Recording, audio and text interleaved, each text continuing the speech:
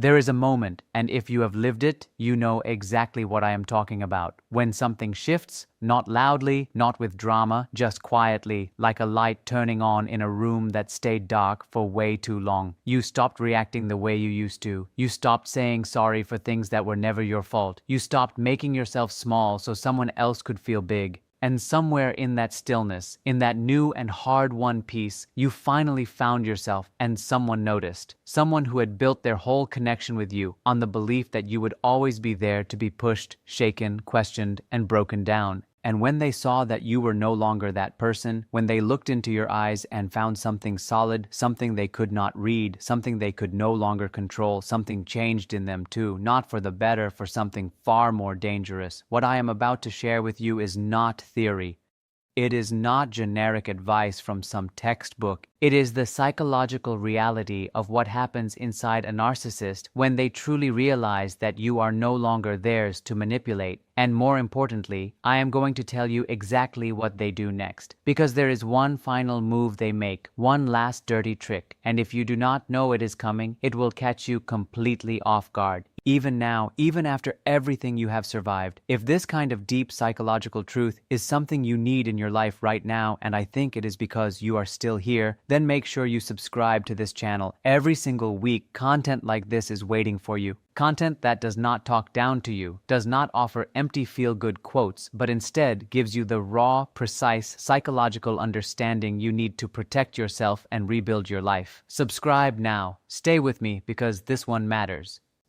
There comes a point in the life of anyone who has been tangled up with a narcissist when something inside them simply runs out of steam.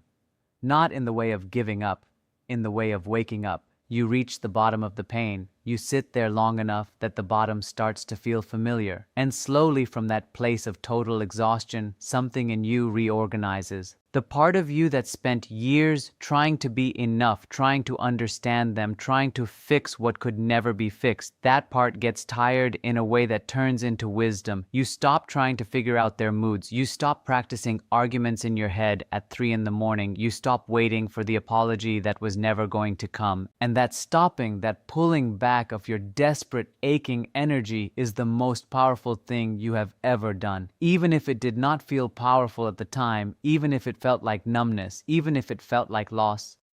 But here is what you did not fully see in that moment. They felt it right away. Narcissists are finely tuned to one thing and one thing only, the emotional energy of the people around them. They may seem clueless about your pain, uncaring about your needs, unable to feel empathy in the normal human way, but they are not clueless about your attention. They are not uncaring about your focus. They are deeply sensitive, not in an emotional way, but in a strategic way, to the presence or absence of your engagement. And when your engagement starts to pull back, when the desperate edge in your voice disappears, when you stop chasing, stop begging, stop explaining, they feel it like a shift in the air, like the atmosphere changing before a storm. And it shakes them in ways they cannot even put into words, even to themselves. Your strength did not go unnoticed. Your healing was not invisible. The moment you began to take yourself back, a clock started ticking inside them.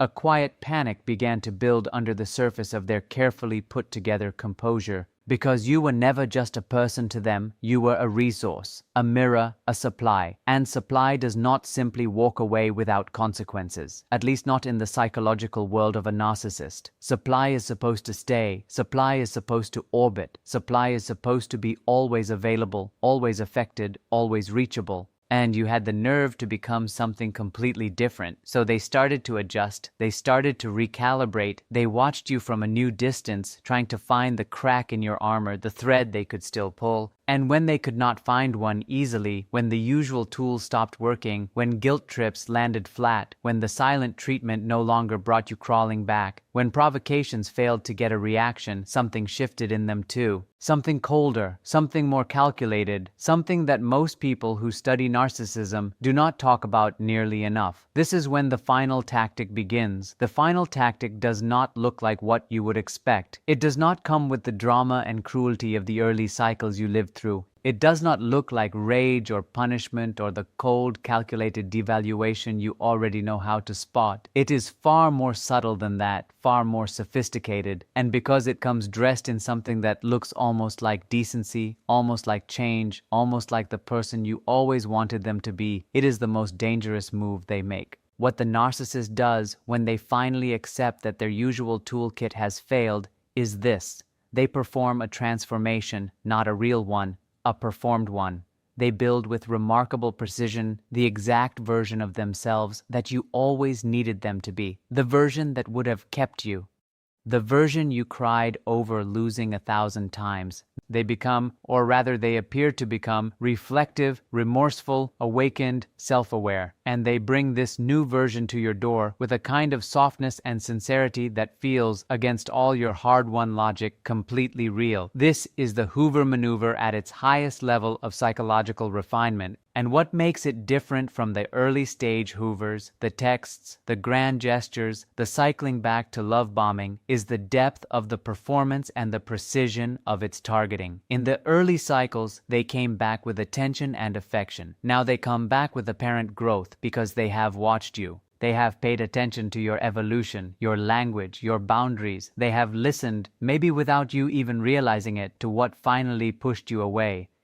And they have built a response so carefully matched to your specific psychology that it can feel, even to someone who knows better, like a genuine miracle. They will say things that sound like the words of someone who has done real inner work. They will acknowledge specific hurts. They will use the vocabulary of accountability. They will create a space that feels safe on purpose, strategically, skillfully safe, because they know that safety is what broke you open. And they are going to offer you a copy of that safety, so convincing that every part of you that still holds love for who they could have been will lean forward and whisper, maybe this time. This is the trick. This is the last dirty trick. And it works when it works, not because you are weak, but because you are human, because you have a heart that genuinely wanted repair, because you carry within you a natural, beautiful capacity for hope and belief in change. And they are using that against you.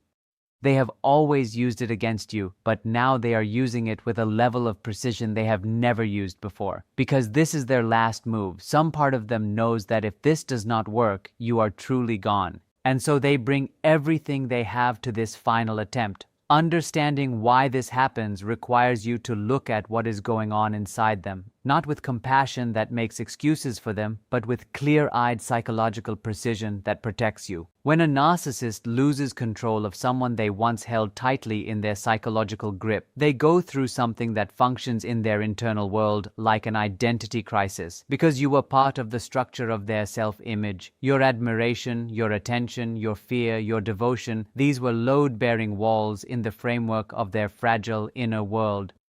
And when you pulled away, when you became strong enough to live without the constant turbulence they created, you did not just leave a relationship, you shook up an entire internal system.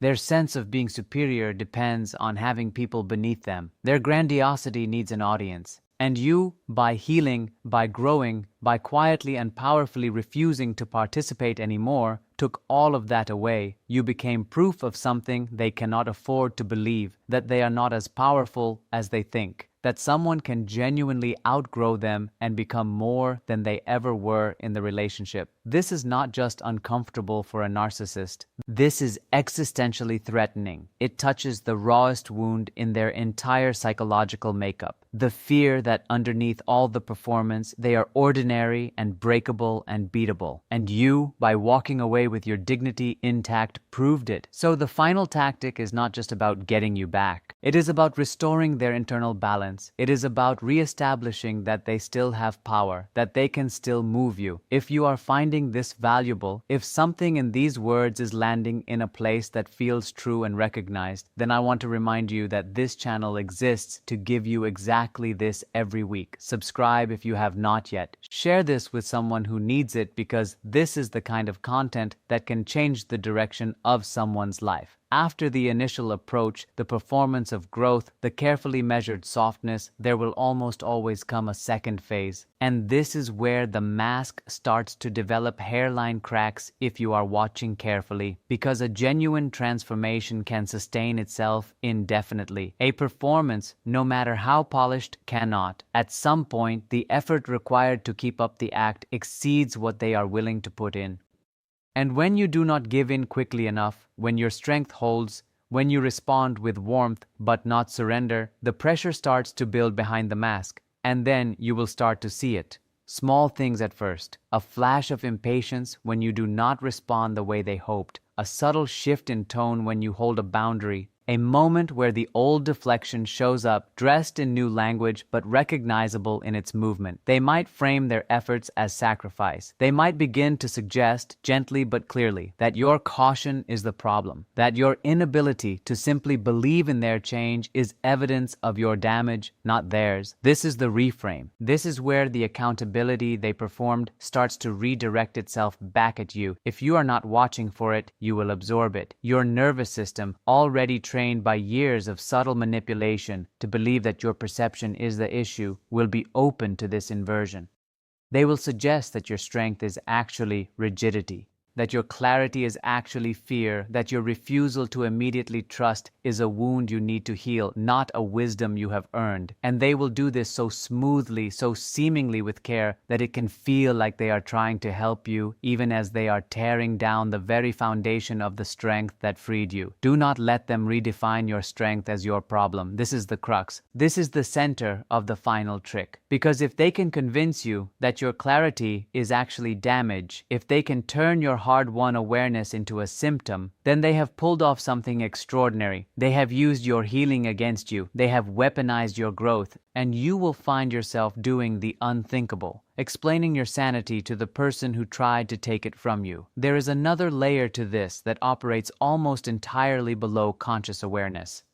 And it has to do with time, with history, with the chemistry of long-term emotional entanglement. The narcissist who has been with you for a significant amount of time knows you not with curiosity and genuine interest in your inner world, but they know your wounds. They know where you are tender. They know the specific shape of your longing, the precise form of the love you always wanted, the exact words that move you. This knowledge was gathered not out of love, but out of usefulness. And now, in this final move, it becomes their most powerful weapon. When they say the right thing at the right moment, in the right tone, when it lands exactly in the center of your most unhealed place, you have to understand that this is not intuition. This is not emotional attunement. This is strategic knowledge being used with precision. The closeness you shared, the vulnerability you offered, all of that became information.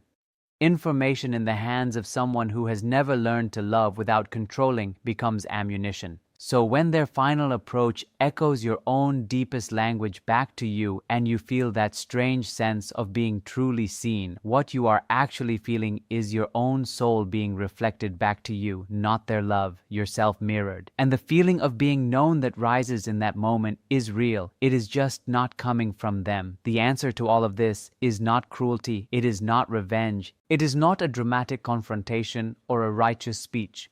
Those things feel satisfying in your imagination and are almost always counterproductive in reality. Confrontation gives them something to work with. Drama gives them energy. Anger, even justified anger, is still engagement. The answer is something far quieter and far more devastating to a narcissist than any emotional display could ever be. The answer is discernment without performance. It is the ability to hold your ground so naturally, so effortlessly, that it does not look like holding ground at all. It looks like simply being who you are. Because what a narcissist truly cannot stand is not anger, not rejection, not even distance. What they truly cannot tolerate is irrelevance. What breaks their hold completely is not when you fight them, but when they simply stop being the organizing force of your emotional life. When their presence no longer creates a storm inside you.